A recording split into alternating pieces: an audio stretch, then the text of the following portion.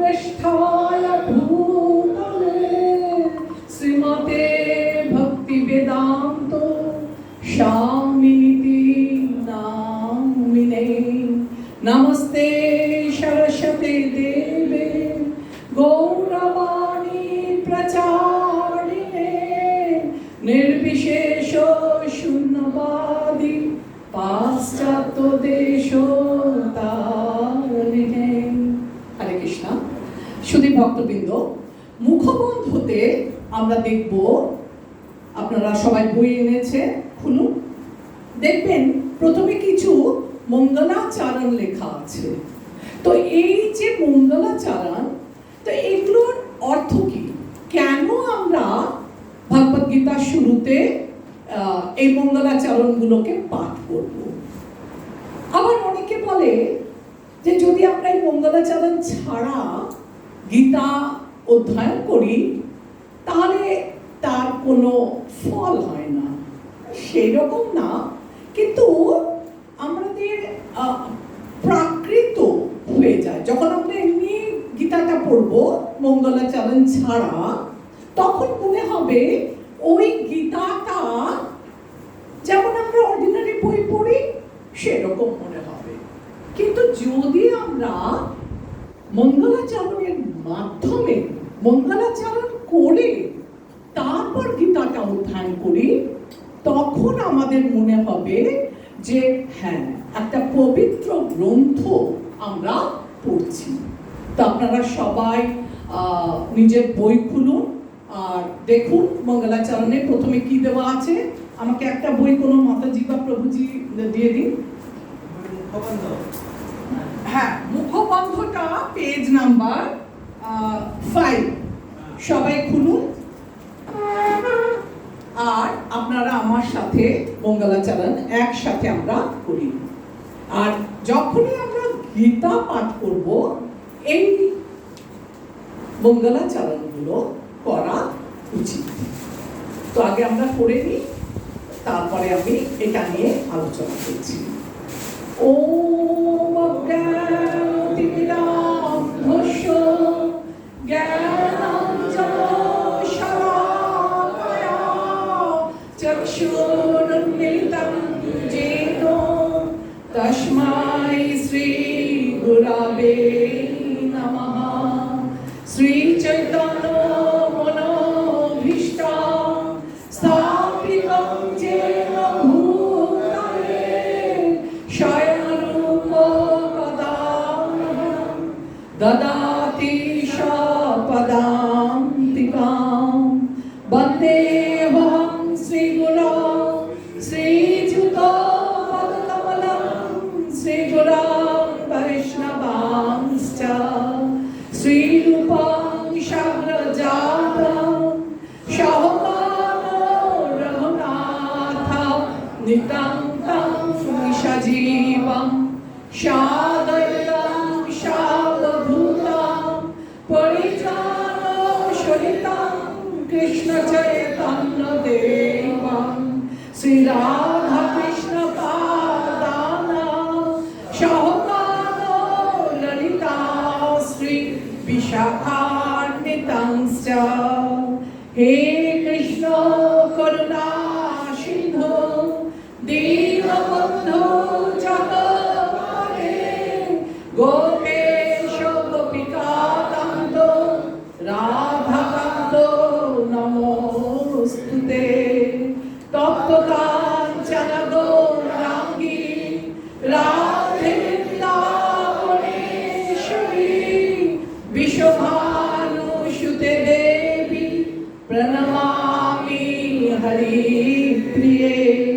বাঞ্ছাকল্পতরুভ্যশ্চ কৃপা সিন্ধুভ্যেব চ পতিতানাং পাবনেভ্যো বৈষ্ণবেভ্যো নমো নমঃ। শ্রীকৃষ্ণ চৈতন্য প্রভু নিত্যানন্দ শ্রী অদ্বৈত গদাধর শিবাসাদি গৌর ভক্ত বৃন্দ। হরে কৃষ্ণ কৃষ্ণ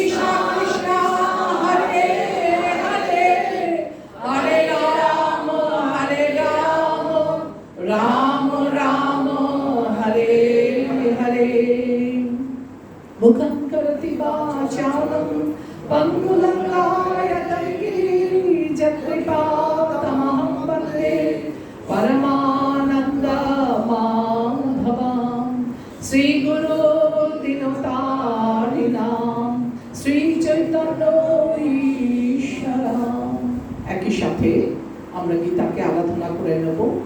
ওম নমো ভগবতে বাসুদেবায়। ওম নমো ভগবতে বাসুদেবায়। ওম নমো ভগবতে বাসুদেবায়। নারায়ণং নমস্কৃত্যং নরং চৈব নরোত্তমং দেবীং সরস্বতী ব্যাসং ততো জয়মুদীরয়ে। নষ্টপ্রায়েষু অভদ্রেষু নিত্যং ভগবতি সেবয়া।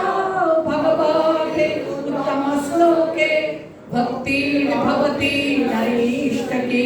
কৃষ্ণায় বাসুদেবায় দেবকী নন্দনায় চ নন্দগোপ কুমারায় গোবিন্দায় নমো নমঃ।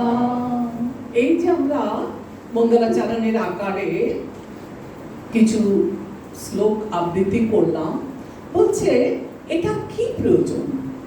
তো বলছে আমরা যদি গীতার পাঠের পূর্বে এই শ্লোকগুলোকে পড়ি তাহলে আমাদের মনটা পবিত্র হয়।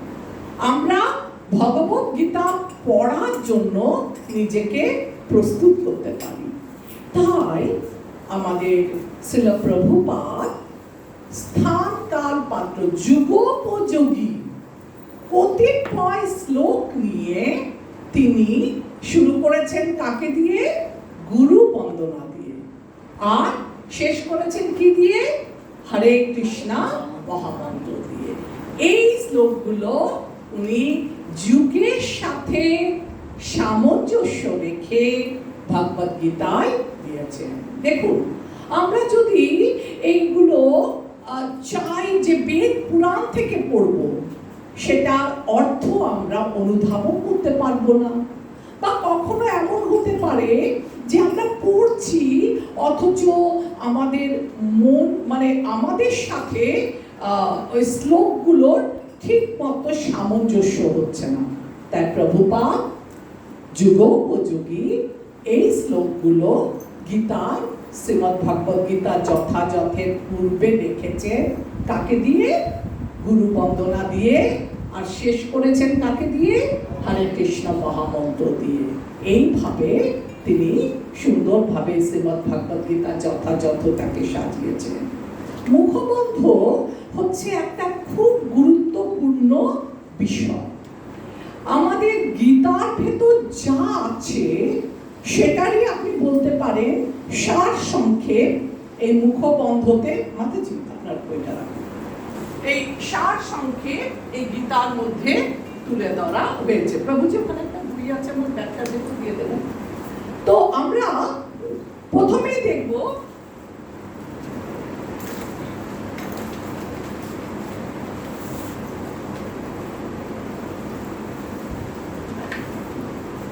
যে এই গীতার মুখবন্ধে বলা হয়েছে যে প্রভুপাদ যখন এই ভগবদ গীতাটা, আপনারা কিন্তু বইয়ের সঙ্গে সামঞ্জস্য রেখে আপনারা আন্ডারলাইন করতে পারেন বইয়ে, বা আমি একটা পিডিএফ করেছি সেখানে আমি কিছু আন্ডারলাইন করেছি। আপনারা হ্যাঁ আমাকে ল্যাপটপটা দিন।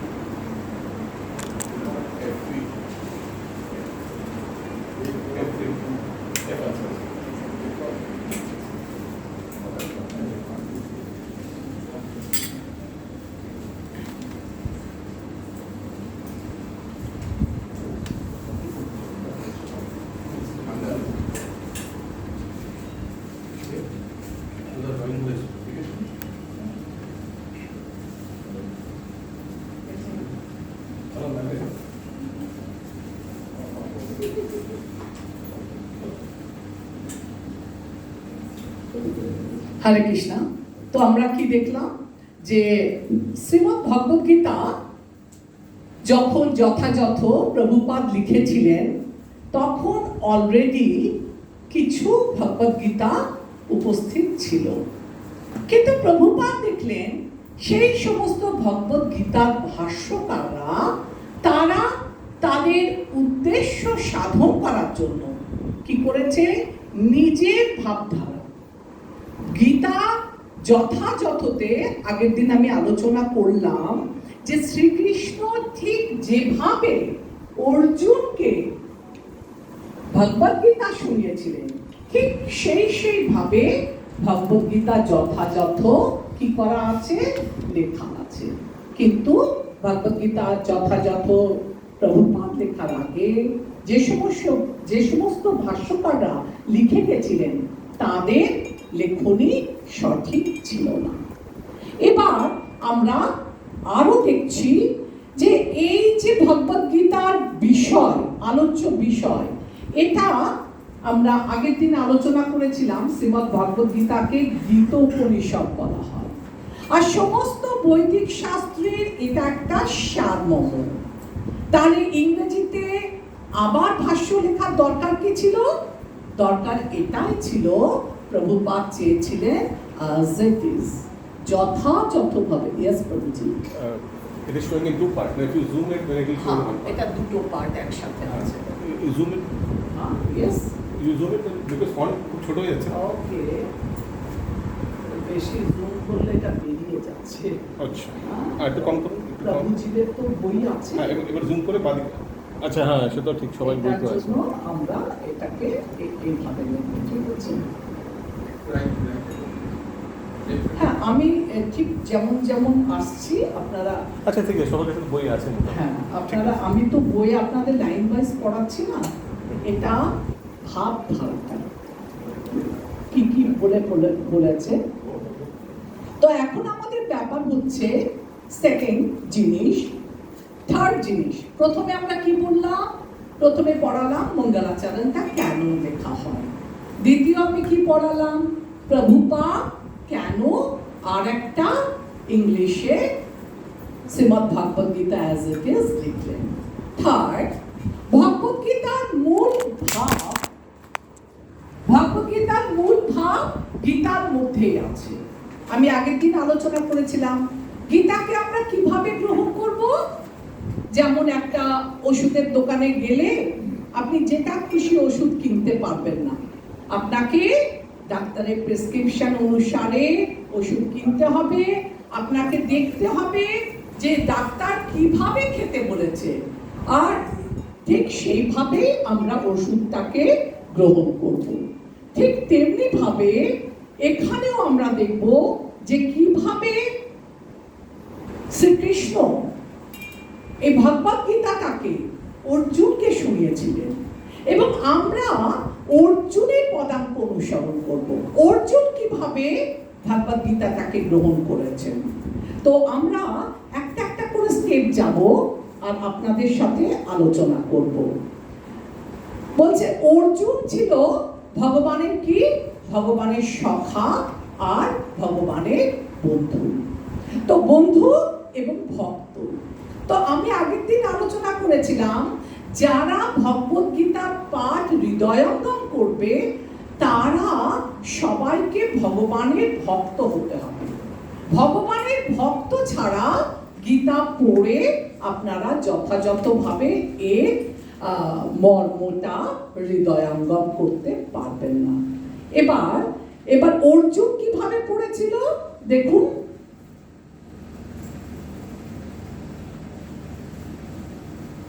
অর্জুন, আচ্ছা আমি আরেকটা এটা স্কিপ করে গেছি। তাহলে অর্জুন ছিল ভক্ত। ভগবান বললেন, হে অর্জুন, তুমি আমার ভক্ত ও সখা, তাই রহস্যাবৃত এই পরম জ্ঞান আমি তোমাকে দান করলাম। তাহলে ভগবান অর্জুনকে এত ছেড়ে দিয়ে লোককে কেন গীতার জ্ঞান দান করেছিলেন? কারণ অর্জুন ছিল ভগবানের ভক্ত এবং সখা। যারা ভগবানের ভক্ত নয় তারা এটা পাঠ করলেও তারা সেটা হৃদয়ঙ্গম করতে পারবে না। তাহলে আমাদেরকেও বলছে আমরাও যেন গীতা পাঠ করার আগে ভগবানকে দৃঢ়ভাবে বিশ্বাস করি, ভগবানের ভক্ত হন। আর বলছে এই যে আমরা বদ্ধ জীব, আমরা কোনো না কোনো সময় ভগবানের সঙ্গে আমাদের সম্পর্কে জড়িত ছিলাম। কেউ ছিল শান্ত রসে, কেউ ছিল দাস্য রসে, কেউ সখ্য রসে, কেউ বাৎসল্য রসে, কেউ মাধুর্য রসে। অর্জুন ছিল সখা। তার মানে আপনাকেও যে সখা হতে হবে বা আপনিও যে সখা তা না। এই পাঁচটা রসে যে কোনো একটাতে সঙ্গে আপনি ভগবানের সঙ্গে ওতপ্রোতভাবে জুড়তে পারেন। এবং যুগ যুগ ভাবে অনন্তকাল আগে আমরা যখন ভগবত ধামে ছিলাম, আমরা এর কোনো না কোনো রসের সঙ্গে ভগবানের সাথে যুক্ত ছিলাম এবং আমরা অপরাধ করেছি, আমরা অধঃপতিত হয়েছি, আমরা বদ্ধ জীব হয়ে ভগবানকে এখন ভুলে গেছি। ভগবান বলছেন যে তোমরা এই বদ্ধ অবস্থা থেকে আমার কাছে ফিরে যেতে পারবে। কিভাবে? ভক্তির মাধ্যমে। এবার দাস্য শান্তরস কি? শান্তরস হচ্ছে নিষ্ক্রিয় ভাবে। কেমন? যে সমস্ত উন্নত ভক্ত যোগীরা হৃদয়ের মধ্যে ভগবানকে দর্শন করে, তারা দূর থেকে শান্তভাবে ভগবানের সঙ্গে যুক্ত থাকে। শুধু তাই না, বৃন্দাবনের বাঁশি, বৃন্দাবনের বৃক্ষ, তরুলতা, গাছ, পালা, পাতা, এরা সবাই শান্ত রসে ভগবানের সাথে যুক্ত। শ্রীকৃষ্ণের বাঁশুরি, সেরা সকলে নিষ্ক্রিয়ভাবে শান্ত রসে ভগবানের সাথে যুক্ত। দাস্য রস কি? সক্রিয়ভাবে ভক্ত হতে হবে, অর্থাৎ ভগবানের সেবা করতে হবে। আপনারা যখন সমস্ত ইন্দ্রিয় দিয়ে, আমরা যখন সমস্ত ইন্দ্রিয় দিয়ে ভগবানের সেবা করব, সেটা হবে কি? দাস্য রস। সে দাস্য রসে আপনি করছেন। তো আমরা দেখেছি না, হনুমান শ্রীরামচন্দ্রকে দাস্য রসে সেবা করেছিলেন। আর কি দেখব? সখ্য রস। সখ্য রসটা কি? বন্ধুভাবে ভক্ত হতে পারেন। বন্ধুভাবে কেমন না, আমরা যখন দেখি না সুবল আমাদের একসঙ্গে এরা গোষ্ঠে যাচ্ছে, একে অপরের সুদামা একে অপরের এঠো খাবার খাচ্ছে আর নিজেদের মধ্যে ভাব ভালোবাসা করে, তখন নিজেদের মধ্যে কোনো ভেদাভেদ নেই। সখ্য হিসাবে, বন্ধু হিসাবে, তোর বাড়ি থেকে মাছ কি পাঠিয়েছি, ওর বাড়ি থেকে মাছ, এক জায়গায় বসে একে অপরকে নিজেদের খাবার খাইয়ে দিচ্ছে। সেটা হচ্ছে সখ্য ভাব। সর্বদা খেলাধুলা করা, সখারা যা করে থাকে। বাৎসল্য রসটা কি? অভিভাবক রূপে ভক্ত হয়ে যখন আমরা দেখি মা যশোদা, নন্দ বাবা কিংবা এনারা বাৎসল্য রসে পিতা পুত্র, মা বাবার যে পুত্র কন্যার প্রতি রস, বাৎসল্য রস, ভগবানকে যদি কেউ বাৎসল্য রসে ভালোবাসে, সেই রসে কে বলা হয় বাৎসল্য রস।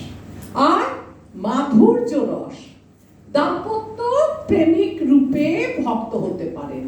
বৃন্দাবনের সখীরা, বৃন্দাবনের গোপীরা, বৃন্দাবনের রাধারানী, এনারা সকলেই এই মাধুর্য রসে ভগবানের সাথে যুক্ত ছিল।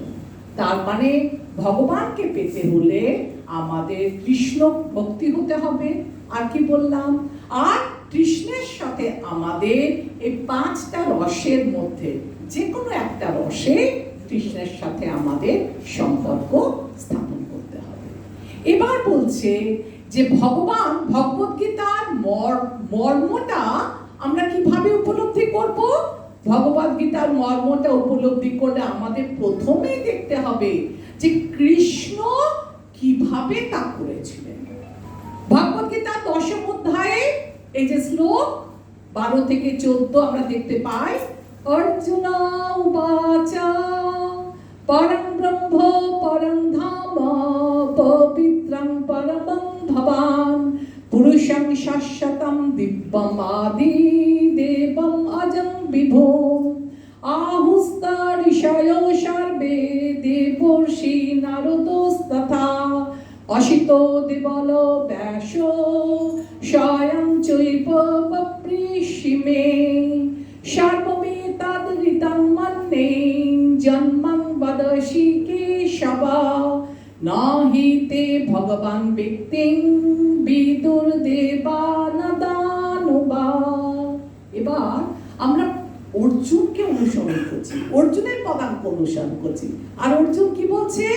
যে হে ভগবান, হে কৃষ্ণ, তুমি পরম পুরুষ ভগবান, তুমি পরম ধাম, পরম পবিত্র ও পরব্রহ্ম, তুমি শাশ্বত দিব্য আদি পুরুষ, অজ ও বিভু।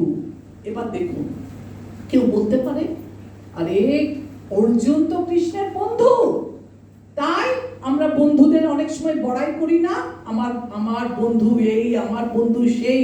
তো লোকে বলতে পারে যে অর্জুনের কথা আমরা কেন মানবো? হতে পারে অর্জুন বানিয়ে বানিয়ে বলছে। তখন বলছে না, এটা শুধু আমার কথা না, যারা মহাজন, যারা অনেক উন্নত মানের ভক্ত, এই যেমন নারদ, অসিত, দেবল, ব্যাস, এরা সবাই বলেছে কি কৃষ্ণই ভগবান। শুধু এরা বলেনি, কৃষ্ণ স্বয়ং নিজে বলেছে যে আমি অহং বীজপত পিতা, আমি অহং সর্বস্ব প্রভব মত্ত সর্বান্তবর্ততে, আমার থেকেই এই সমস্ত বিশ্ব ব্রহ্মাণ্ড সৃষ্টি হয়েছে। দেখুন, এরা কি বলে? খ্রিস্টান, মুসলিম, এরা কখনো বলে না, যীশু খ্রিস্ট কখনো বলেনি যে আমি ভগবান, বলেছে আমি ভগবানের সন্তান, তারা বলে। কিন্তু অর্জুন কৃষ্ণ বলেছে আমি ভগবান। আর যদি সে কথাও আমি না জানলাম, অনেকে বলতে পারে না, আমি যা চোখে দেখবো সেটাকেই মানবো। ভগবানকে কি আমি দেখেছি? ভগবানকে দেখবো তবেই না মানবো? অর্জুনের কথাই কেন মানবো? তখন অর্জুন বলছে তাদের জন্য সর্বমেতং হৃদং মন্যে জন্মং বদসি কেশব। হে কেশব, তুমি যা যা বলেছো আমি সব মেনেছি। শুধু আমি না, যদি তোমার যে তুমি যে কে, তোমার প্রকৃত গুণাবলী, তোমার মধ্যে যে কি অসীম শক্তি আছে, সাধারণ মানুষ তো দূরের কথা, এরা অসুর কিংবা দানব কিংবা দেবতারাও তোমার আসল রহস্যের ভেদ কেউ করতে পারে না। আর সাধারণ মানুষ যারা বলছে আমি চোখে না দেখলে বিশ্বাস করব না, এটা কখনোই তাদের পক্ষে সম্ভব না। কারণ নহিতে ভগবান ব্যক্তি বিদুর দেবন দানবা, না ভগবান জানতে পারে, না দেব দেবতারা জানতে পারে কখনো ভগবানকে সম্পূর্ণরূপে, না অসুরেরা কখনো ভগবানকে সম্পূর্ণরূপে জানতে পারে। তাই যারা ভাবছে আমরা ডাইরেক্ট একদম প্রত্যক্ষভাবে ভগবানের দর্শন পাবো, সেটা ভুল। কারণ ভগবানের যে রহস্যময় ব্যক্তিত্ব, সেটা কেউই জানতে পারে না। নেক্সট, আচ্ছা,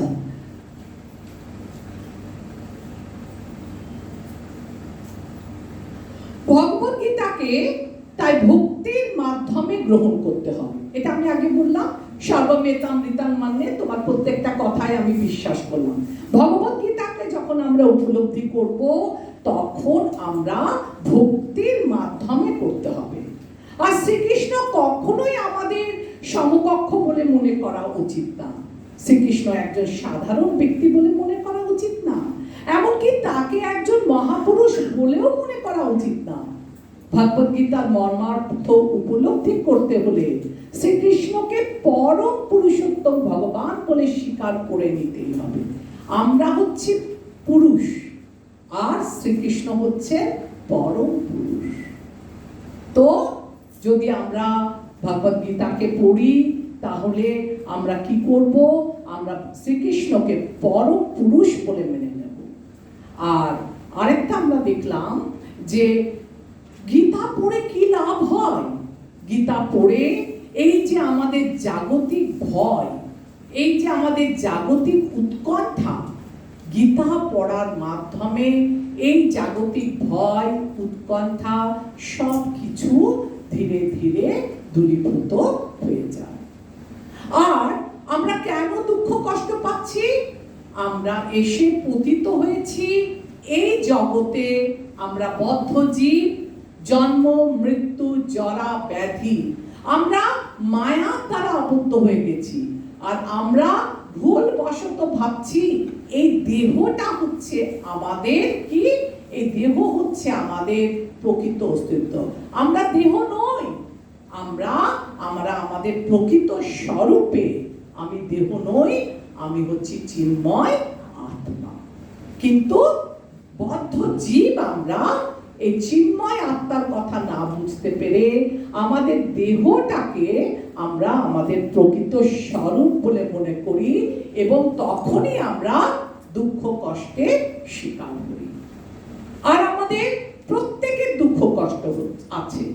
আর এই দুঃখ কষ্ট ভোগ করতে করতে যখন আমার মনে উদয় হবে আমি কে, আমি কেন এই পৃথিবীতে এসে এত দুঃখ কষ্ট ভোগ করছি, ভগবান কে, ভগবান কি সত্যি আছে, ভগবানের সাথে আমাদের কি সম্পর্ক, মৃত্যুর পর আমি কোথায় যাব, এই প্রশ্নগুলো যখন আপনার মনের মধ্যে উদয় হবে তখন সেটাকে বলছে অথাত ব্রহ্ম জিজ্ঞাসা। তো আমরা অথাত ব্রহ্ম জিজ্ঞাসা দেখলাম। আর এই অথাত ব্রহ্ম জিজ্ঞাসা থেকে ধীরে ধীরে ভগবান শ্রীকৃষ্ণের আমাদের ভক্তি জীবন শুরু হয়। যখন আমাদের মনের মধ্যে এই প্রশ্নগুলো আসে আমরা তখন তার উত্তর খুঁজতে থাকি এবং উত্তর খুঁজতে খুঁজতে সাধু গুরু বৈষ্ণবের দ্বারে এসে উপস্থিত হই। ভগবান শ্রীকৃষ্ণ মানব জীবনের প্রকৃত উদ্দেশ্য সম্বন্ধে মানুষকে সচেতন করে দেবার জন্য এই পৃথিবীতে অবতরণ করেছেন। আমি আগের দিনকে বলেছিলাম যে ভগবান কেন অবতীর্ণ হন? যখন ধর্মের অবমাননা হয়, যখন অধর্ম মাথা চাড়া দিয়ে ওঠে, তখনই ভগবান বলছে আমি নিজেকে প্রকাশ করে আবির্ভূত হই। আর তিনি যদি ধর্মের প্রচার না করেন তাহলে কি হবে? তাহলে আমরা পশুর মতো জীবন যাপন করব। পশুরা কিরকম জীবন যাপন করে? পশুদের চারটে কাজ, কেউ বলবেন কি কি? আহার নিদ্রা ভয় মৈথুন। তো আমরা যদি আমাদের জীবনটাকে পশুর মতো চালিত করি আহার নিদ্রা ভয় মৈথুন দিয়ে, তাহলে এই জগতে মনুষ্য জীবনের যে প্রকৃত উদ্দেশ্য তা থেকে আমরা বঞ্চিত হব। তাই ভগবান সাধুগুরু বৈষ্ণবকে পাঠিয়েছেন আমাদের কাছে, যাতে আমরা মনুষ্য জীবনের উদ্দেশ্য হচ্ছে শ্রীকৃষ্ণকে জানা, আর শ্রীকৃষ্ণকে জেনে ভক্তির মাধ্যমে ভগবত পথে যাওয়া। তাই বলছেন যে আমাদের উপলব্ধি করতে হবে গীতার বিষয়বস্তু, যে খুব সুন্দরভাবে দেখুন এই মুখবন্ধতে একটার পর একটা প্যারাতে খুব সুন্দর লিখেছে যে মেন গীতার বিষয়বস্তুটা কি। গীতায় 5টা বিষয় নিয়ে আলোচনা করা হয়। আপনারা সকলেই গীতা পড়েছে। নাম্বার 1 কি? ঈশ্বর। ভগবান কে? ভগবানের স্বরূপ কি? ভগবানের প্রকৃতি কি? ভগবান কিভাবে থাকে, কি কাজ করে, ভগবানের কত রকমের শক্তি, কিভাবে তিনি এই শক্তিকে বিস্তার করেছেন। 2 নাম্বার, তিনি আরো আমাদেরকে বলেছেন যে ঈশ্বর। নাম্বার 2 হচ্ছে জীব। জীব কি? আমরা হচ্ছি ভগবানের বিভিন্ন অংশ। ভগবান হচ্ছেন বিভু চৈতন্য, আমরা হচ্ছি মূল চৈতন্য। আর প্রকৃতি, প্রকৃতি কি? প্রকৃতি হচ্ছে নেচার। এই প্রকৃতির মাধ্যমে একটা খুব সুন্দর শ্লোক দিয়ে এখানে বুঝিয়েছেন প্রভুপাদ যে ভগবানের 3টে শক্তি আছে। কি কি শক্তি? একটা হচ্ছে অন্তরঙ্গা, একটা হচ্ছে বহিরঙ্গা, একটা হচ্ছে তটস্থা। তো ভগবান তার অন্তরঙ্গা শক্তি দিয়ে যখন তিনি অবতার হিসেবে আসতে চান, তখন অন্তরঙ্গা শক্তির মাধ্যমে বিভিন্ন অবতারে এসে তিনি কেন আসেন? আর একটা কারণ হচ্ছে তিনি ভক্তকে আনন্দ প্রদান করতে আসেন।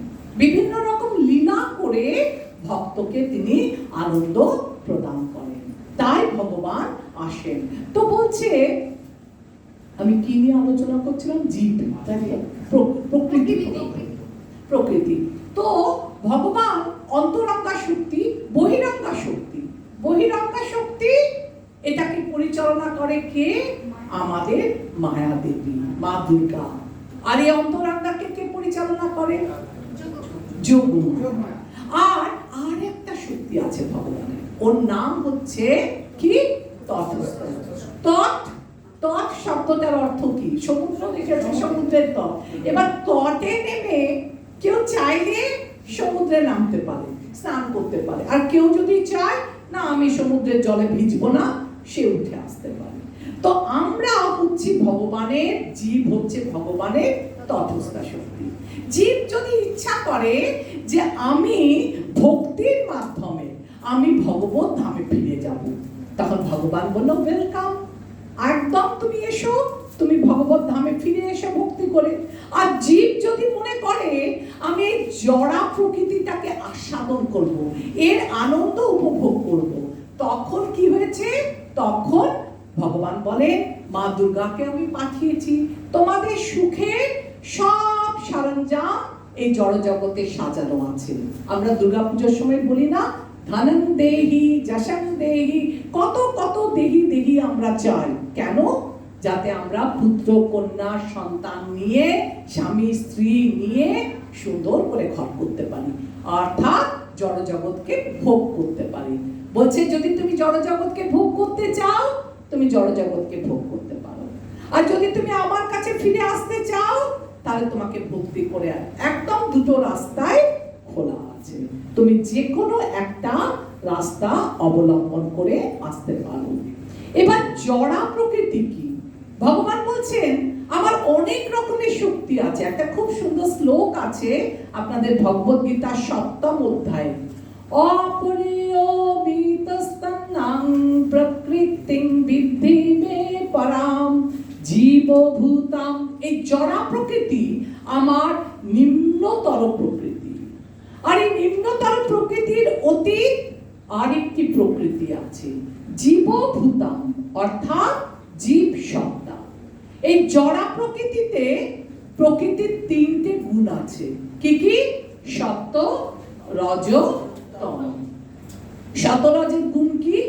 এই যে আপনারা এখানে এসে এখন আমরা এখন ভগবানের ভগবদ গীতা আলোচনা করছি। তো আমাদের বাড়ির দুঃখ, কষ্ট, ঝামেলা, আনন্দ আমরা এই মুহূর্তে সব ভুলে গেছি। আমরা এখন কোন গুণে আছি? সত্য গুণে আছি। রজগুণ কি?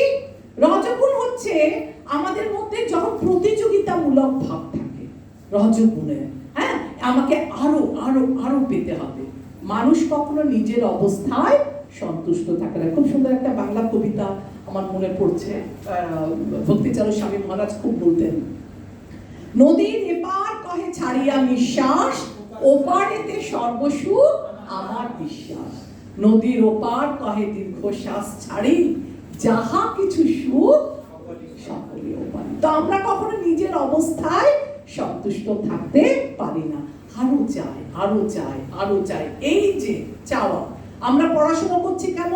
ভালো চাকরি পাবো, ভালো চাকরি পেয়ে কি করব?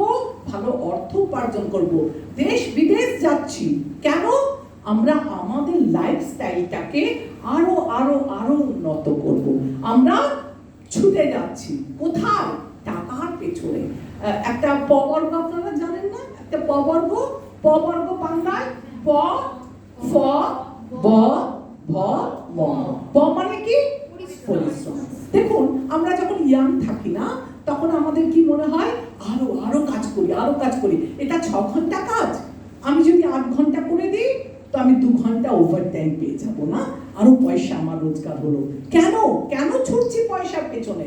সেই পয়সা দিয়ে আমি আমার পুত্র, কন্যা, স্ত্রী, তাদের মুখে একটু হাসি ফোটাবো, তাদেরকে আর একটু ভালোভাবে রাখবো। তো প মানে পরিশ্রম। ইয়াং বয়সে ছেলে মেয়েরা ছুটছে পয়সার পেছনে, ছুটছে ছুটছে ছুটছে, আর কাজ করতে করতে করতে করতে মুখ দিয়ে ফ মানে ফেনা বেরিয়ে গেল। কিন্তু তবু সে হার মানছে না, আরো চাই, টাকা চাই, যে টাকায় আমাকে সুখ শান্তি দেবে, সেই টাকার পেছনে ছুটলো। প পরিশ্রম, ফ মানে ফেনা, ব মানে জীবনের শেষ বেলায় গিয়ে সে বুঝতে পারলো যে এই সব কিছু বৃথা, বেকার। ব এই যে আমি এক সময় আমি টাকার পেছনে ছুটলাম, এত পরিশ্রম করলাম, কিন্তু আজ আমি বার্ধক্যে উপনীত হয়েছি। আজ আমার পাশে সে পুত্র কন্যা কেউ নেই, তারা উচ্চাভিলাষী, তারা ছুটছে পয়সার পেছনে, দূর দূরান্তে চলে গেছে। আর এই ঘরে যারা রয়েছে, একদিন আমি এদের মুখে হাসি ফোটাতে কত পরিশ্রম করেছি, কিন্তু আজ আমার সঙ্গে এরা ভালো করে কথাও বলে না। তো বার্ধক্যে এসে আমি বুঝতে পারলাম যে কি করিনি আমি হোলি ভজন করিনি। প ফ ব সবকিছু জীবনটা আমি বেকার বইয়ে দিয়েছি। ভ তখন আমাদের মনে ভয়ের উদ্রেক হয়। কিরকম ভয়? ছেলে মেয়েরা দেখবে তো, আর ছেলে মেয়েরা বাইরে আছে, বিদেশে আছে, দেশে আছে, আমি এখন বার্ধক্যে বিভিন্ন রোগে জর্জরিত, আমাকে দেখবে তো। এই যে একটা মনে চিন্তা, ভয়, এই ভয় থেকে প ফ ব ভ ময়ে মৃত্যু। সে ভাবলো সারা জীবন আমি যাদের জন্য ছুটলাম, যাদের মুখে হাসি ফোটালাম, আজ মৃত্যুর সময়, আজ শেষ সময়, আমি কি করলাম না? তাদেরকে সন্তুষ্ট করে পারে, তারা আমাকে আর কেউ আগের মতো ভালোবাসে না। একটা ওল্ড এজে দেখবেন প্রথমে 50% লোক আপনাকে আউট করে দেয় বাইরে। একটা স্টেজে দেখবেন আপনাদের ঘরের লোকও, সে যত বয়স আমার বাড়তে লাগলো, তত আমি কি করলাম? একাকিত্বে ভুগি। দেখবেন বয়স্ক লোকরা অনেক কথা বলতে চায়, কিন্তু শ্রোতা পায় না। তখন বুঝলো যে সারা জীবন আমি যদি ভগবানের সেবা করতাম, হরি ভক্তি করতাম, তাহলে কি হতো না? আজ আমার এরকম দুর্দশা হতো না। কারণ ভগবানই হচ্ছেন আমাদের প্রকৃত বন্ধু। নিজের পুত্র, কন্যা, স্বামী, সন্তান আমরা রঙ্গমঞ্চের মতো আসি, নাটক করি, চলে যায়। কিন্তু প্রকৃত ভালোবাসা সেটা কোথায় পাবো? যদি আমরা আমাদের সম্পর্ক ভগবানের সাথে করতে পারি। সেই ভালোবাসা, লাভ জিনিসটা কি? লাভ কাকে বলে? প্রেম কাকে বলে? বলছে, আমি কি জল খেয়ে নি? হ্যাঁ, বলছে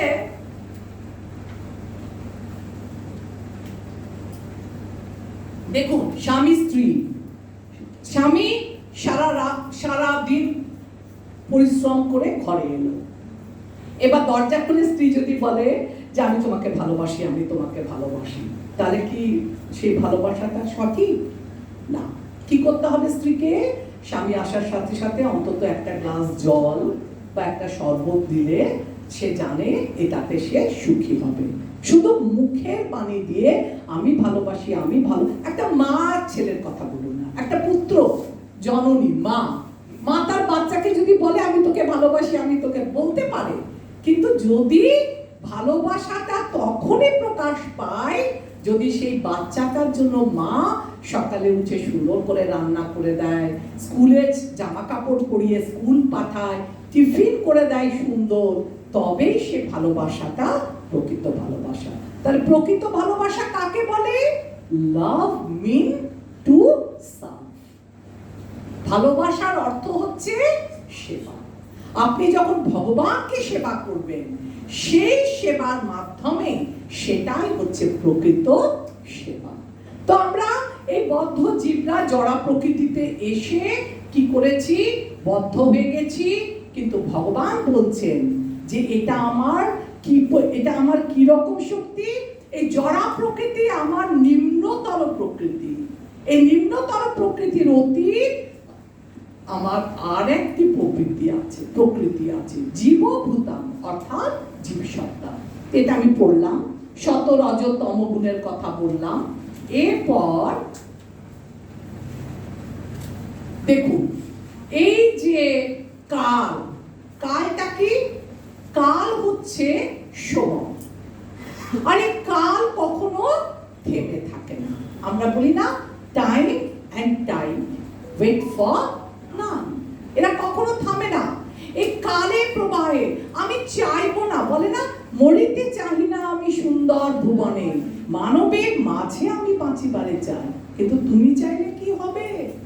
কাল তোমাকে ধীরে ধীরে, যেদিন তুমি জন্মগ্রহণ করেছো এই কাল সেই দিন থেকে দিন গুনছে, এক পা করে আমরা মৃত্যুর দিকে এগিয়ে যাচ্ছি।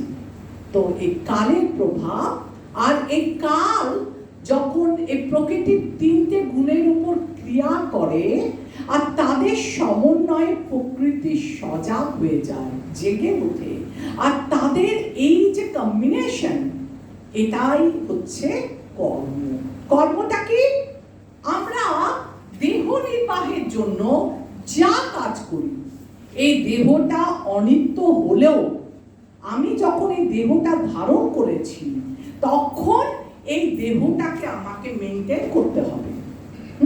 আমরা মনে মনে জানবো যে আমরা প্রকৃতপক্ষে দেহ নই, আমরা হচ্ছি চিন্ময় আত্মা।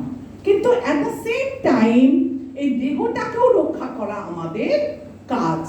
তো এই যে কর্ম, দৈনন্দিন কর্ম, আমরা যখন তৃতীয় অধ্যায় পড়ব কর্মযোগ, তখন আমরা দেখব কর্ম কয় প্রকার, কোন কোন কর্ম আমাদেরকে ঊর্ধ্বগতি দেবে, কোন কোন কর্ম করলে আমরা নিম্নগতি প্রাপ্ত হব, এই কর্ম সম্বন্ধে আমরা তখন বিস্তারিত আলোচনা করব। আচ্ছা, ঈশ্বর আর জীব, এই ঈশ্বর আর জীবের মধ্যে পার্থক্য কি? বলছে ঈশ্বর এর কাছে চেতনা আছে, তার চেতনাটা, ভগবানের চেতনাটা হচ্ছে পরম চেতনা, আর যেটা জীবের কাছে আছে চেতনা সেটা হচ্ছে অনুচেতনা।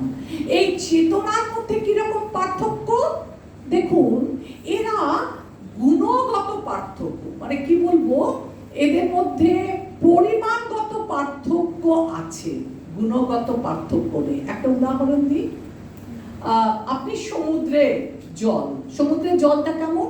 নোংরা। আর আপনি যদি এত বড় সমুদ্রের জল আর আপনি যদি গ্লাসে এক গ্লাস জল নিয়ে আসেন, দুটো টেস্ট, স্বাদ কিরকম? একই। তাহলে এই দুটো জলের গুণগতভাবে এরা সেম, কিন্তু পরিমাণগতভাবে এরা আলাদা। তেমনি ভগবান আর আমরা গুণগতভাবে ভগবানেরই বিভিন্নাংশ, ঠিক আছে, কিন্তু পরিমাণগতভাবে ভগবান হচ্ছেন বিভু চৈতন্য স্বরূপ, আমরা হচ্ছি অনুচৈতন্য স্বরূপ। আচ্ছা, এরপর দেখুন,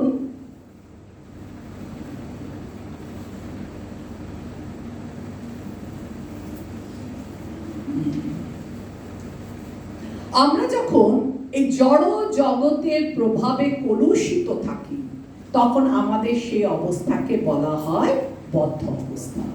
এই বদ্ধ অবস্থায় আমরা কি করি? আমাদের চেতনাটা বিকৃত হয়ে যায়, আমরা ভগবানকে ভুলে যাই, আর আমরা কি করি? আমরা আমাদের দেহের সুখের জন্য কাজ করে থাকি। তাই বদ্ধ অবস্থায় আমরা আমাদের দৈহিক সুখটাকে, ইন্দ্রিয় সুখটাকে প্রাধান্য দিই। আর এই বদ্ধ অবস্থা থেকে আমরা মুক্ত অবস্থায় যেতে পারবো। ভগবান আমাদেরকে সে পথ দেখিয়েছেন। কিভাবে?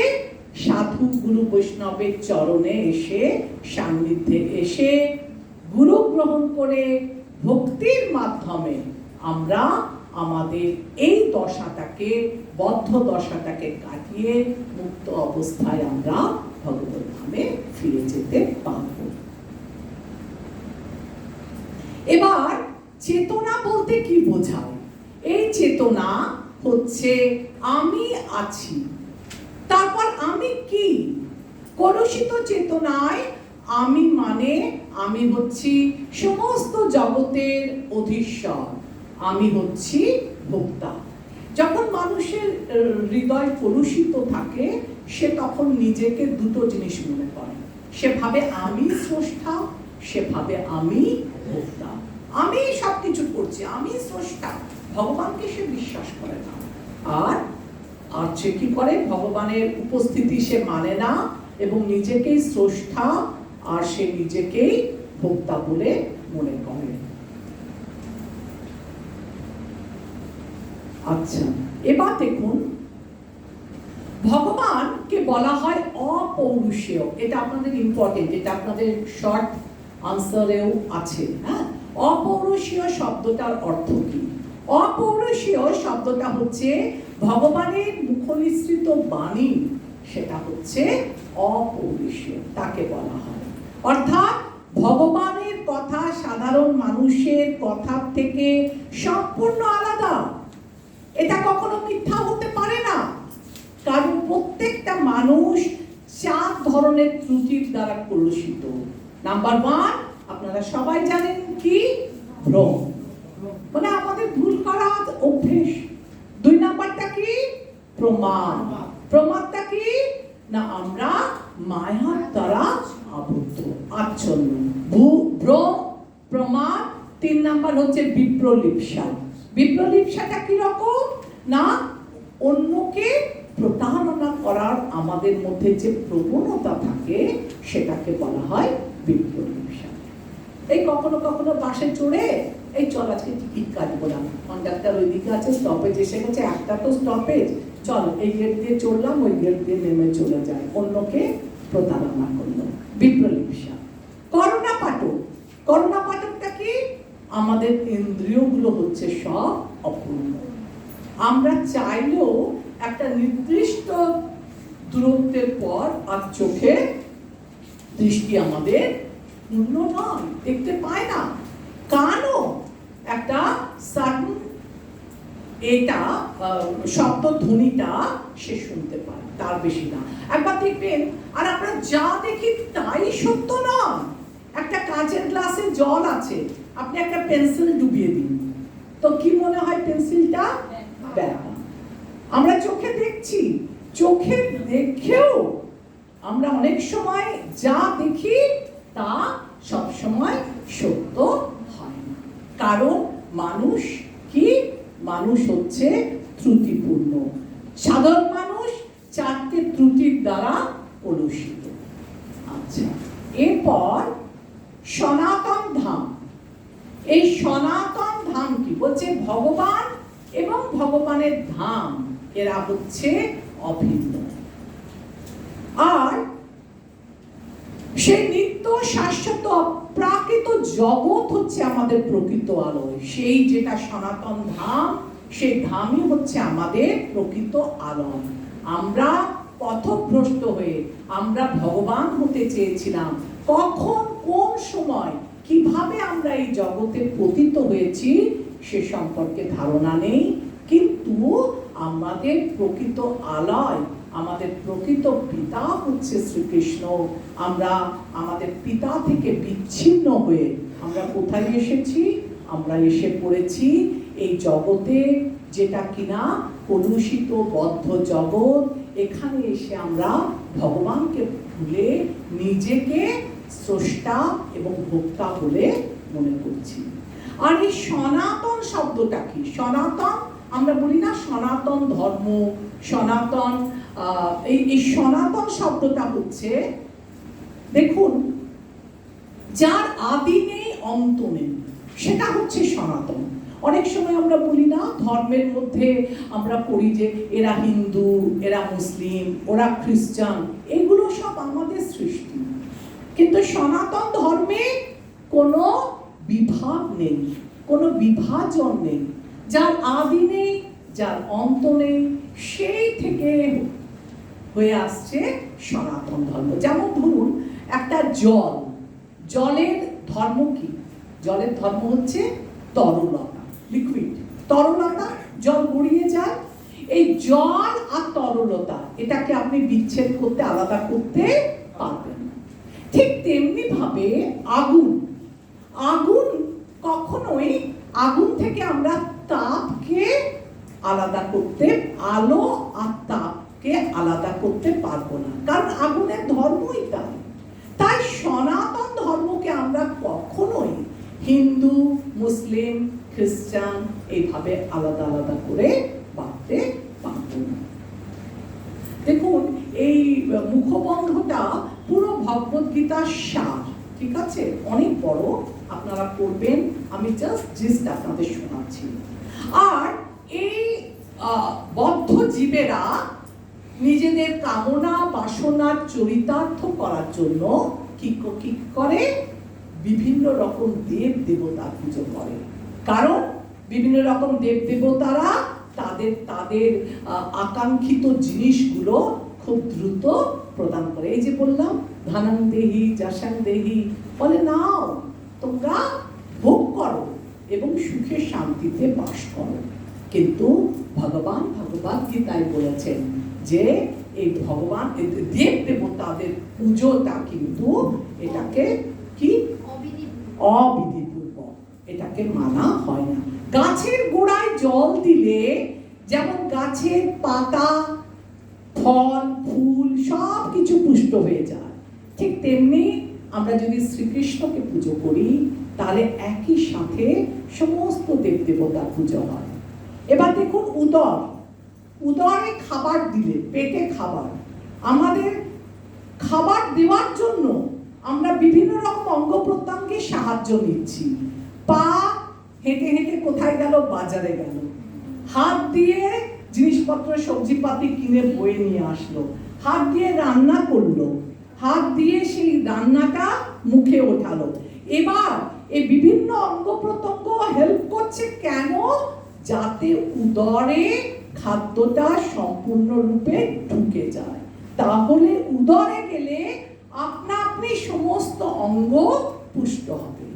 তো আমরাও হচ্ছি ভগবানের সেবক, সেবিকা। আমরা ভগবানকে বিভিন্নভাবে সেবা করব, কিন্তু আমরা কখনোই এটা ভাববো না যে আমরাই হচ্ছি ভগবান। হাত যদি বলে আমি অল ইন অল, আমি কাজ করা বন্ধ করে দেবো, আমি আর রান্না করব না, তাহলে খাবার তৈরি হলো না, খেতে পারলো না। না খেতে পেয়ে কি হবে? কাকে পানিশমেন্ট দেওয়ার জন্য খেলো না? উদরকে। কিন্তু উদর কি একা মরবে? না খেয়ে কষ্ট পাবে সবাই। তাই উদর আমাদের সবার উচিত সহযোগিতা, সেবা, যাতে করে সিস্টেমটা ঠিক থাকে। ভগবান হচ্ছেন স্বয়ং পরম পুরুষোত্তম ভগবান, শ্রীকৃষ্ণই হচ্ছেন পরম পুরুষোত্তম ভগবান, এবং আমাদের কাজ হচ্ছে সব দিক থেকে ভগবানকে সেবা করে সন্তুষ্ট করা।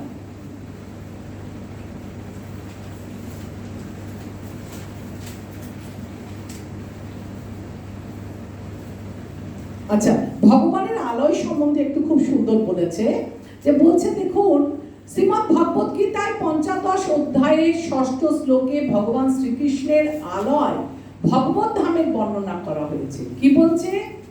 না তদ ভাষয়া তেষুয়া না শশাঙ্ক না পাবক যৎকত্তা না নিবর্তন্তে তদ্ধাম পরমং মম।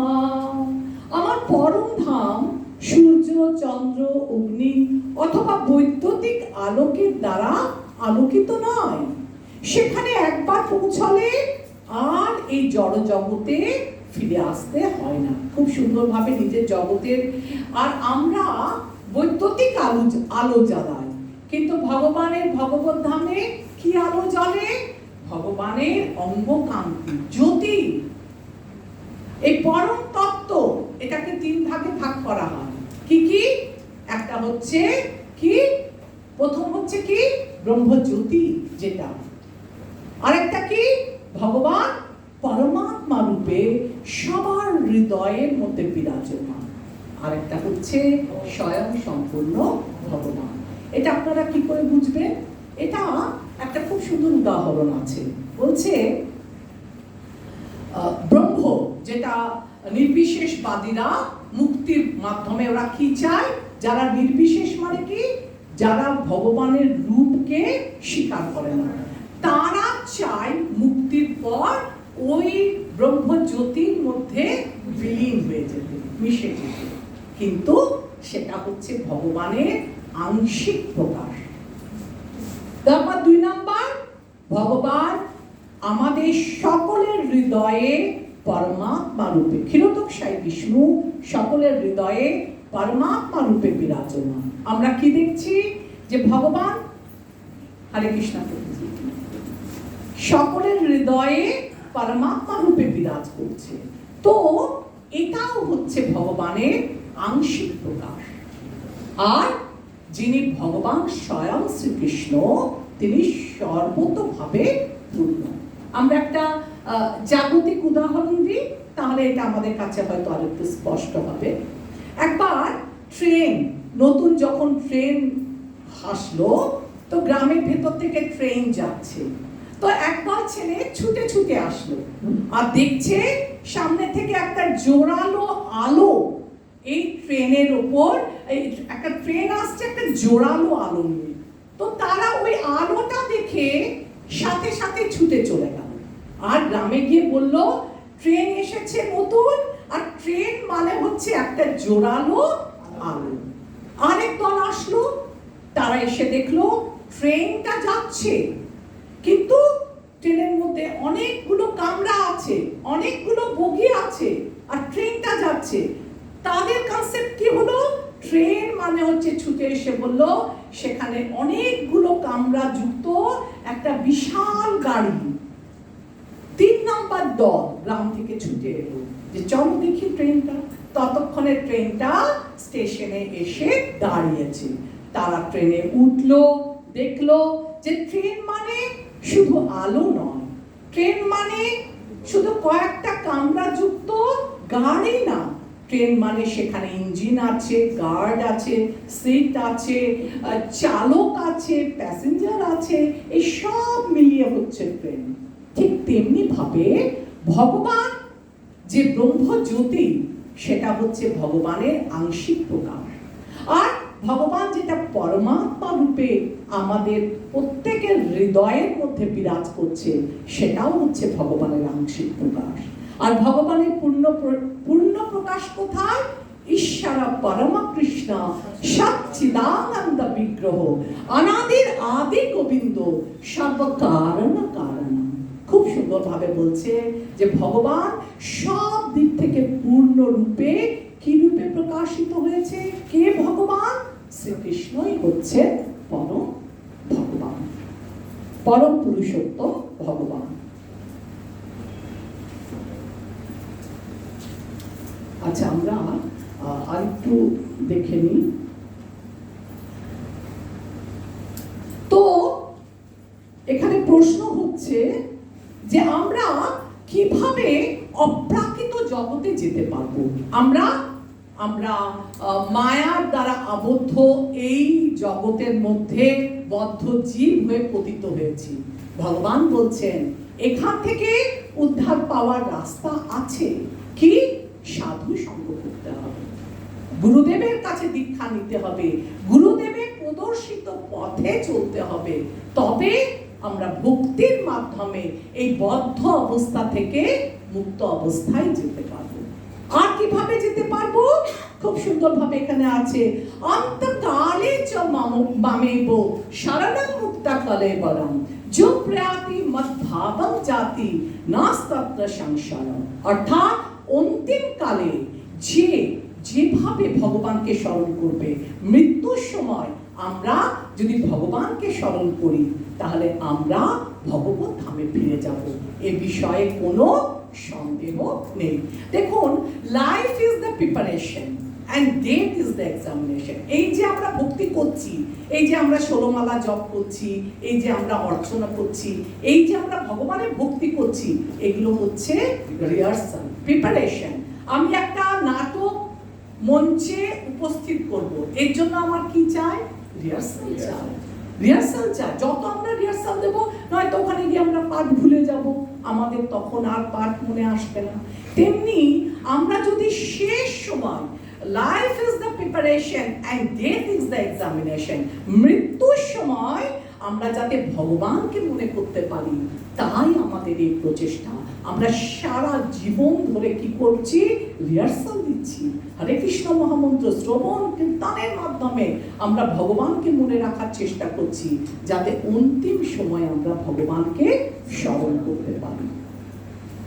আরেকটা বলছে, মৃত্যুর সময় যে যেভাবে ভগবানকে মনে পড়ে, জং জং পাপি শরণং ভাবং ত্যাজ তন্তে কলেবরম তং তমে বৈতি কন্তেও সদা তদ্ভাব ভাবিত। অর্থাৎ যেভাবে ভাবিত হয়ে কেউ শরীর ত্যাগ করে, একটা খুব সুন্দর আমাদের গুরুদেব একবার একটা প্রবচনে বলছিলেন যে এক ভদ্রলোক খুব মাছ খেতে ভালোবাসতো, ঠিক আছে, আর মৃত্যুর সময় সে কি করলো? কার কথা চিন্তা করে করে মৃত্যুবরণ করলো? মাছ।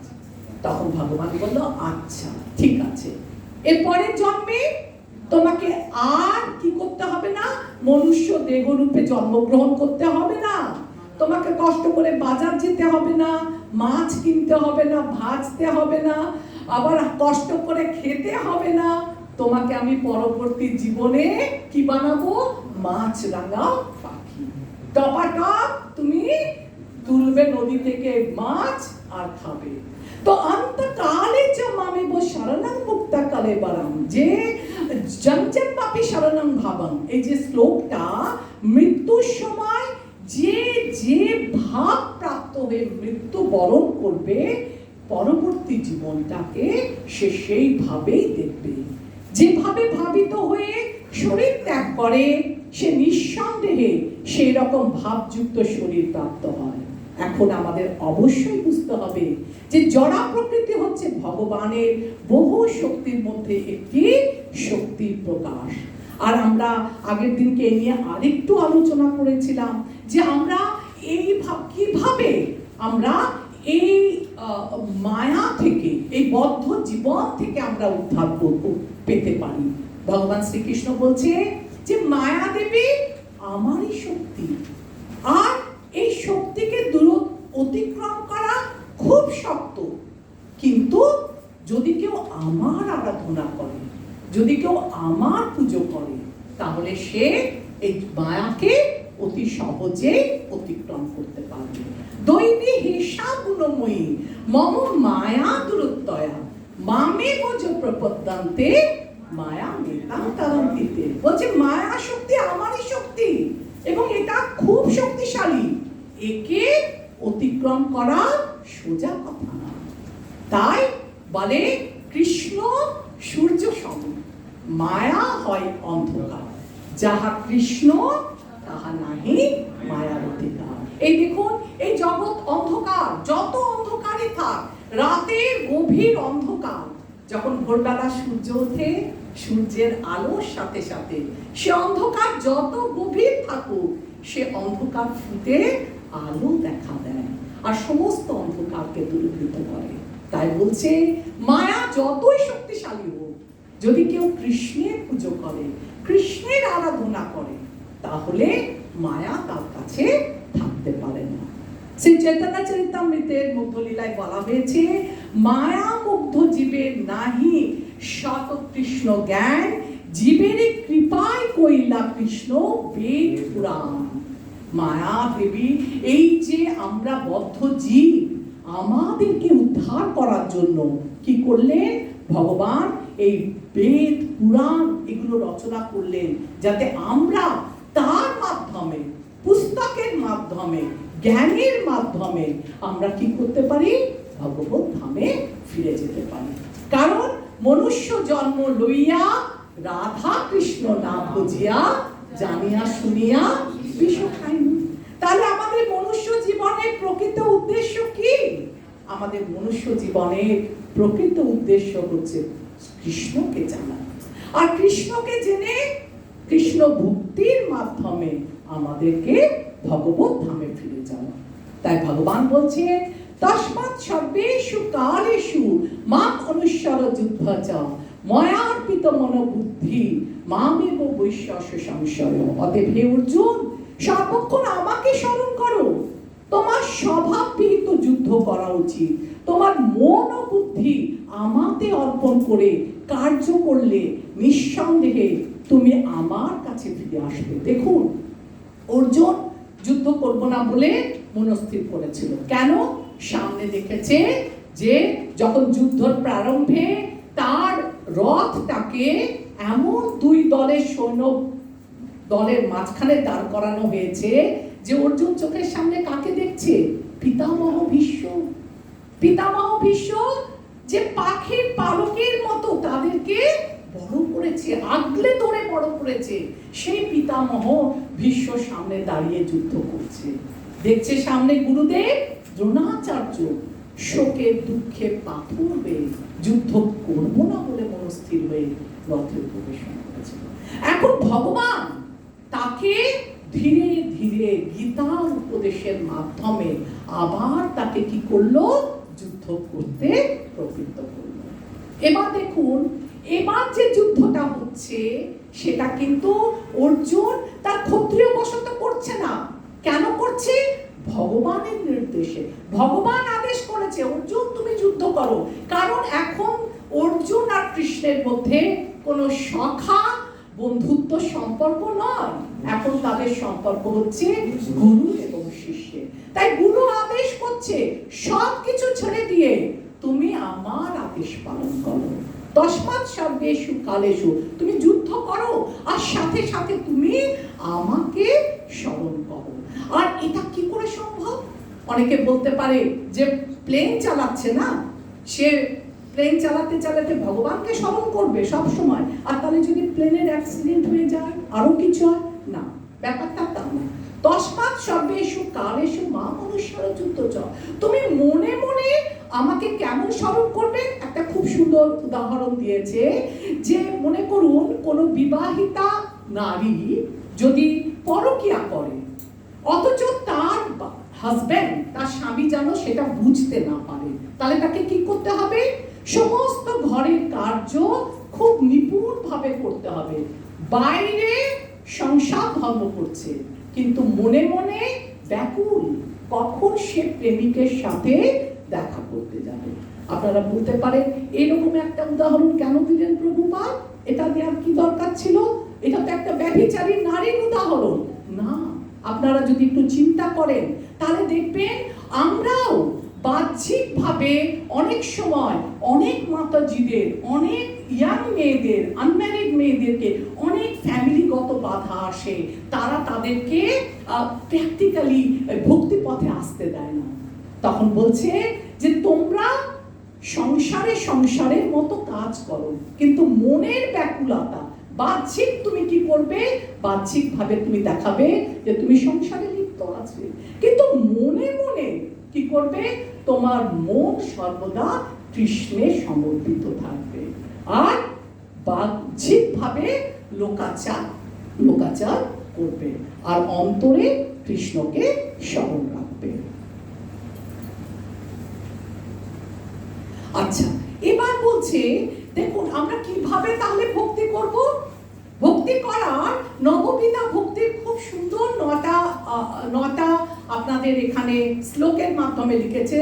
শ্রবণং কীর্তনং বিষ্ণু শরণং পাদ সেবনং অর্চনং বন্দনং দাস্যং সক্ষম আত্মনিবেদনং। এই 9টি প্রণালীর মধ্যে সব থেকে সহজ হচ্ছে কি শ্রবণ। এই শ্রবণের মাধ্যমে আমরা এর পরের শ্লোকে আসবো। এই শ্রবণের মাধ্যমে কি হয়, আমাদের অন্তর আত্মা পবিত্র হয়। আমাদের হৃদয়ে, আমি গত ক্লাসে আলোচনা করেছিলাম, সংসার দাবানো, কেউ কোণে আগুন লাগায় না, আপনা আপনি আগুন জ্বলে। আমাদের হৃদয়ে আমরা কেউ চাই না সংসারে অশান্তি করতে, কিন্তু আপনা আপনি আমাদের হৃদয়ের ভেতর আগুন জ্বলে। এটা কি করে নিবে? যত আমরা শ্রবণ করব, গীতা, ভাগবত, চৈতন্য চরিতামৃত, যত আমরা হরে কৃষ্ণ মহামন্ত্র জপ করব, আমাদের হৃদয়ের কলুষতাগুলো, অনর্থগুলো, কাম, ক্রোধ, লোভ, মদ, মোহ, মাৎসর্যগুলো ধীরে ধীরে চলে যাবে।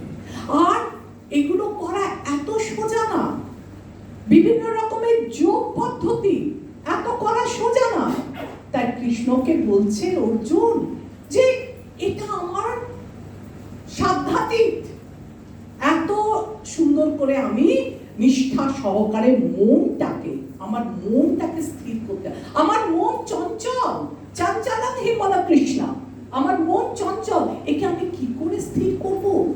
তখন অর্জুন কৃষ্ণ কি উত্তর দিচ্ছে? অভ্যাস যোগেন, বলে না, practice makes a man perfect. তুমি অভ্যেস করো, অভ্যেস করতে করতে একদিন তোমার মন কি হবে? তোমার মন কি হবে? আস্তে আস্তে আস্তে আস্তে স্থির হবে। আজকে তোমার মন চঞ্চল, কিন্তু অভ্যাসের মাধ্যমে তোমার মন স্থির হবে। এবার আমরা দেখব গীতা। আমরা গীতা পড়লে আমাদের কি হয়, কেন আমরা গীতা পড়ব? বলছে যে খুব সুন্দর উপসংহারে গীতায় বলছে, গীতা শাস্ত্রম ইদং পুণ্যং জপথে প্রাতোপমান। ভগবদ গীতার নির্দেশকে যথাযথভাবে অনুসরণ করতে পারলে অতি সহজে সমস্ত ভয় ও উদ্বেগ থেকে মুক্ত হওয়া যায়। তাই এই জীবনে ভয় ও শোকাদি বর্জিত হয়ে পরবর্তী জীবনে চিন্ময় সত্তা অর্জন করা যায়। গীতা মাহাত্ম্য একে বলেছে। তো আমরা পরপর কিছু গীতা মাহাত্ম্যের আলোচনা করব। দেখুন, আরেকটা সুবিধা হচ্ছে, কেউ যদি আন্তরিকভাবে এবং অত্যন্ত গুরুত্ব সহকারে ভগবদ গীতা পাঠ করে, তাহলে ভগবানের করুণায় অতীতের সমস্ত পাপ কর্মের ফল তাকে প্রভাবিত করে না। তাহলে আমরা কি করি? তাই ভগবান ভগবদ গীতায় উচ্চ স্বরে ঘোষণা করেছে 18 নম্বরের 66 শ্লোকে কি বলেছে?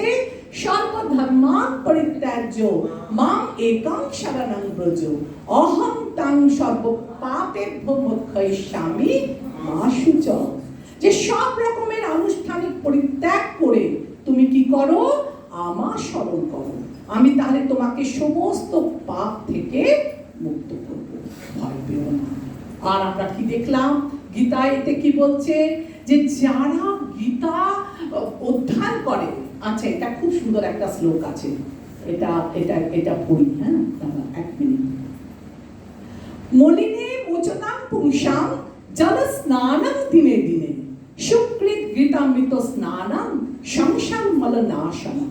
বলছে প্রতিদিন জলে স্নান করে মানুষ নিজেকে কি করে? শুদ্ধ করে, পরিশুদ্ধ করে, পরিচ্ছন্ন করতে পারে। কিন্তু কেউ যদি ভগবদ গীতার গঙ্গা জলে একটি বারও স্নান করে, তাহলে তার জড় জীবনের মলিনতা একেবারে বিনষ্ট হয়ে যায়। দেখুন, আমরা সকালবেলা উঠে কি করি? দাঁত মাজি, তাই না? কারণ কি, দাঁতে সমস্ত দুর্গন্ধগুলো দূর হয়, তাই জন্য আমরা টুথপেস্ট ব্যবহার করি। করি। আমাদের শরীরে যা রকমের দুর্গন্ধ বেরোয় আমরা কি ইউজ করি? আমরা সাবান মেখে স্নান করি। আমাদের এই যে জামা কাপড় যখন নোংরা হয়ে যায় আমরা সেটাকে পরিষ্কার কি করে করি? ডিটারজেন্ট দিয়ে, তাই না? কিন্তু আমাদের বাহ্যিক দেহটাকে আমরা সাবান মেখে স্নান করে পরিষ্কার হয়, কিন্তু আমাদের অন্তরের ভেতর যে মলিনতা, যে কলুষতা আছে, কি কি আছে? কাম,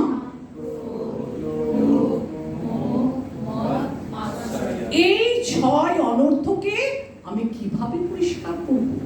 বলছে যত আমরা ভগবত গীতা পঠন পাঠন শ্রবণ কীর্তন করব, এরই মাধ্যমে আমাদের কি হবে?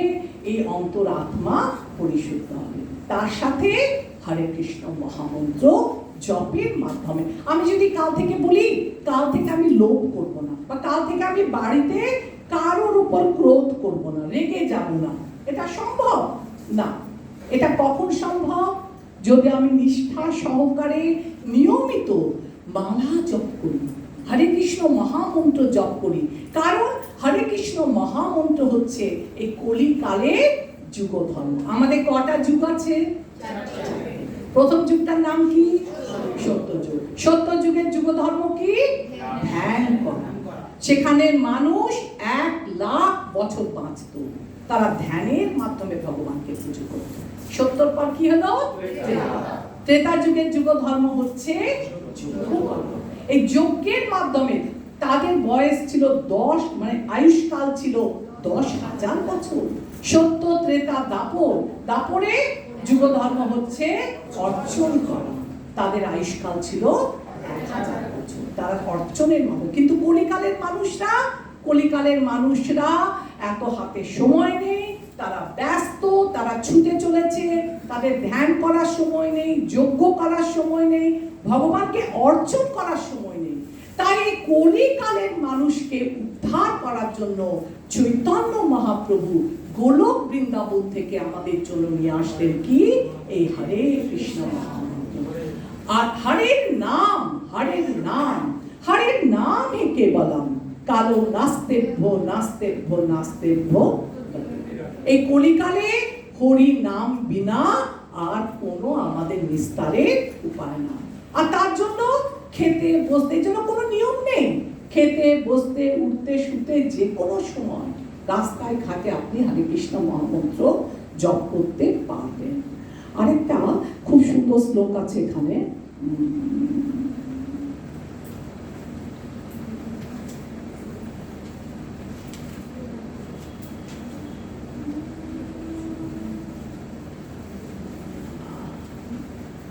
হ্যাঁ দেখুন এখানে আমি এটা পাচ্ছি না, কেমন হয়ে আছে, হ্যাঁ এটা বলছিলাম।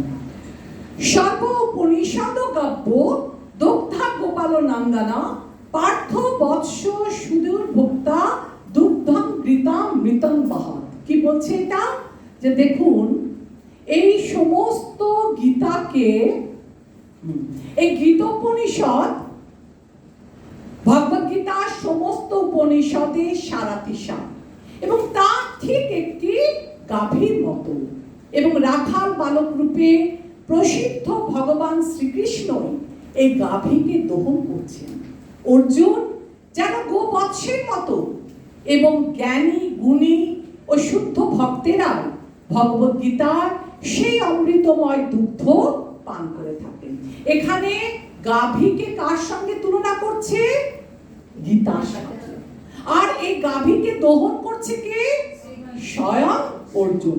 একটা গাভী কখন দুধ দেয়? যখন সে দেখে তার বৎস, তার বাছুরটা জন্য সে কি করে? দুধ দেয়। কিন্তু সেই দুধ খেয়ে কেবল কি বাছুরই উপকৃত হয়? না, আমরা সবাই সে গাভী মাতার দুধ খেয়ে উপকৃত হই। তাই এখানে অর্জুন হচ্ছে আমাদের রিপ্রেজেন্টেটিভ। এই গীতা ভগবান কুরুক্ষেত্রের রণাঙ্গনে ভগবান শ্রীকৃষ্ণের মুখনিসৃত বাণী কে গ্রহণ করছে? কে? অর্জুন। অর্জুন হচ্ছে গোবৎসের মতো। গোবৎসকে কেন্দ্র করে গাভী যেমন দুধ দেয়, তেমনি অর্জুনকে কেন্দ্র করে আমাদেরকে শ্রীকৃষ্ণ এই ভগবত গীতা জ্ঞান দিল। শুধু কি অর্জুনের জন্য না, যাতে করে এই বদ্ধ জগতে আমরা এই সমস্ত বদ্ধ জীবরা সেটা গীতার জ্ঞান উপলব্ধি করে, গীতার জ্ঞান হৃদয়ঙ্গম করে আমরা যেন এই বদ্ধ অবস্থা থেকে ভক্তির মাধ্যমে, গীতা অধ্যয়নের মাধ্যমে আমাদের চেতনা থেকে উন্নত করে ভক্তির মাধ্যমে ভগবত ধামে ফিরে যেতে পারি। আর কি দেখলাম?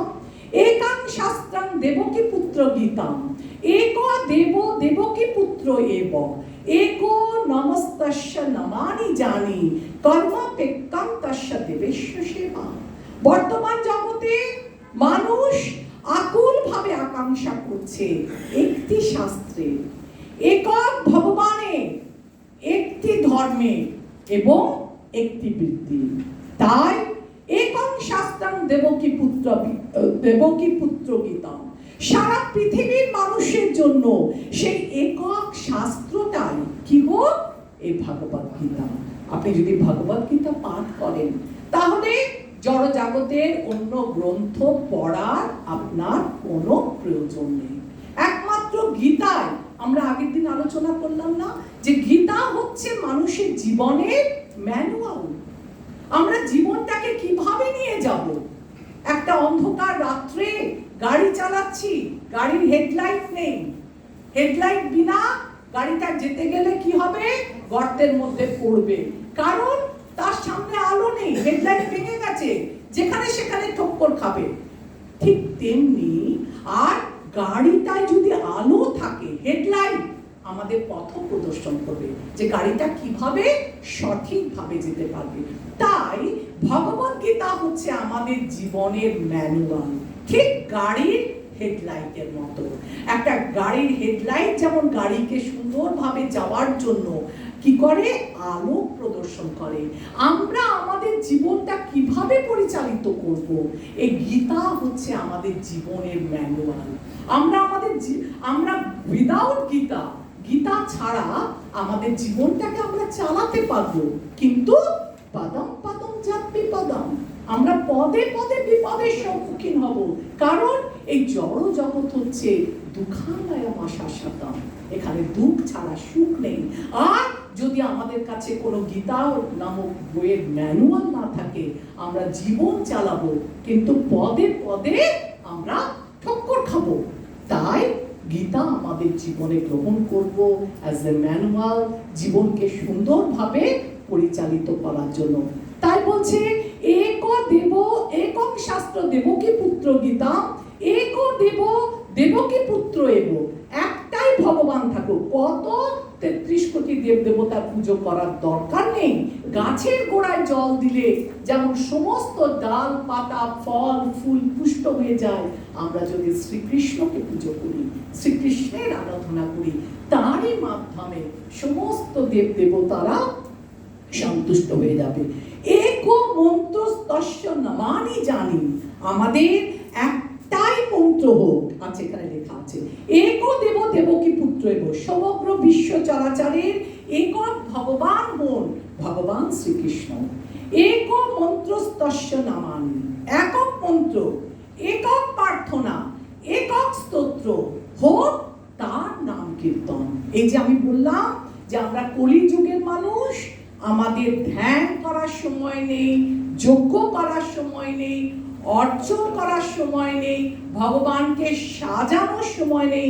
এই কলিকালের মানুষকে উদ্ধার করার জন্য চৈতন্য মহাপ্রভু যে মহা ঔষধি নিয়ে এসছেন গোলক বৃন্দাবন থেকে, সেটাই আমাদেরকে এই জগৎ থেকে উদ্ধার করতে সহায়তা করবেন। কিসের মন্ত্র?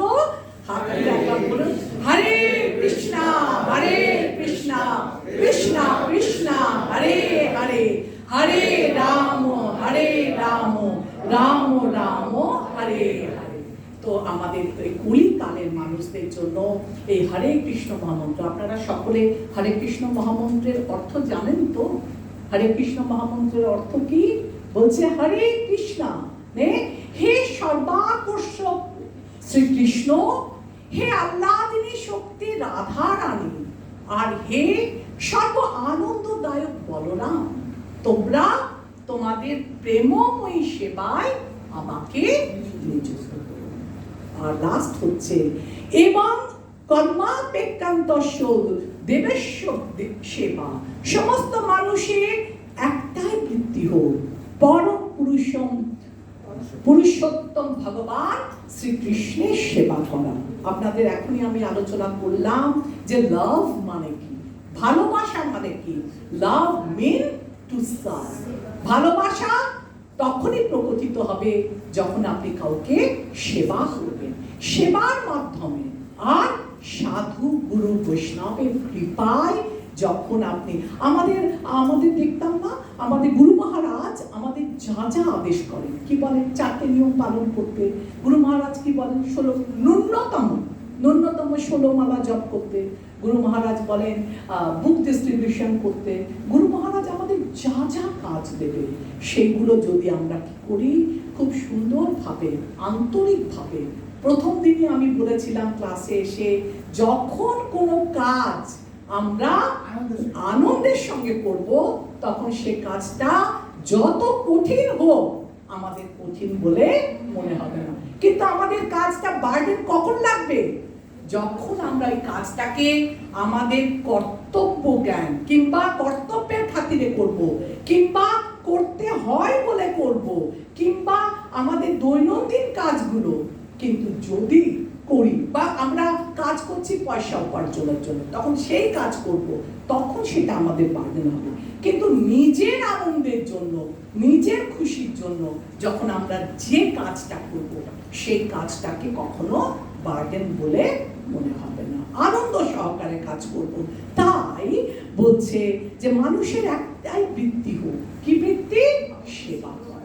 কাকে সেবা করা? না, আমাদের সেবা হচ্ছে আমরা যখন আমাদের সমস্ত ইন্দ্রিয় দিয়ে, আমাদের ইন্দ্রিয় কটা? 5টা। কি কি? চক্ষু, কর্ণ, নাসিকা, জিহ্বা। এই 5টা ইন্দ্রিয় দিয়ে আমরা সব সময় কি করি? জড় জগতে এসে বহির্বিশ্বে রূপ, রস, শব্দ, গন্ধ, স্পর্শ এদিকে প্রতিনিকত আকর্ষণ করি। কেন? নিজের ইন্দ্রিয় তৃপ্তি করার জন্য। আর আমি আগের দিন আলোচনা করলাম, আত্মেন্দ্রিয় প্রীতি বাঞ্ছা বলে তারে কাম, কৃষ্ণেন্দ্রিয় প্রীতি বাঞ্ছা তারে প্রেম। তাই আসুন আমরা সকলে আমাদের সমস্ত ইন্দ্রিয় দিয়ে ভগবানের সেবায় নিজেকে নিযুক্ত করি, নিজের জীবন ধন্য করি এবং অপরকে ভগবানের সেবা করার জন্য অনুপ্রাণিত করি। হরে কৃষ্ণ।